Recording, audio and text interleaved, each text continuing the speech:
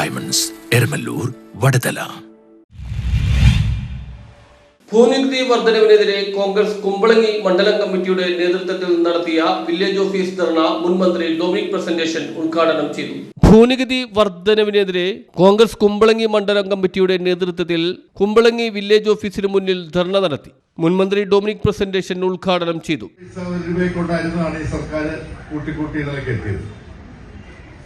ഇപ്പോഴത് ഒറ്റയടിക്ക് 50% വരെ വർധനമാണ് പ്രഖ്യാപിച്ചിരിക്കുന്നത്.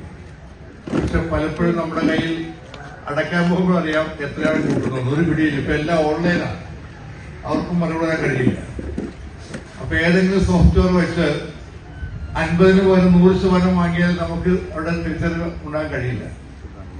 അപ്പൊ എല്ലാ തലങ്ങളിലും ഗവൺമെന്റ് ജനങ്ങളെ ബുദ്ധിമുട്ടിക്കുകയാണ്.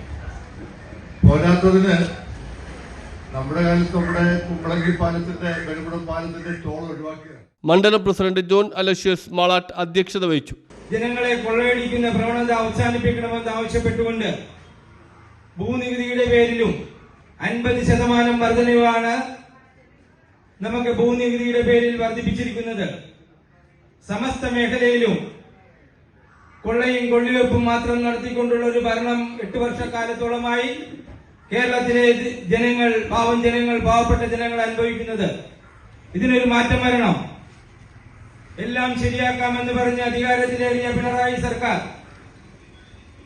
എല്ലാം ശരിയാക്കുന്നത് അവരുടെ പ്രവർത്തകർക്കും അവരുടെ നേതാക്കൾക്കും അവരുടെ മന്ത്രിമാർക്കും MLA-മാർക്കും വേണ്ടിയുള്ള ശരിയാക്കലാണ് നടക്കുന്നത്. ജില്ലാ കോൺഗ്രസ് സെക്രട്ടറിമാരായ John Pazheri, MP Sivadathan, panchayat vice president PA Sageer, Shaji Kuruppassery, Nelson Kochery, CC Chandran, Vincent Alunkal, Johnny Urulothu എന്നിവർ സംസാരിച്ചു. News bureau, Kumbalangi.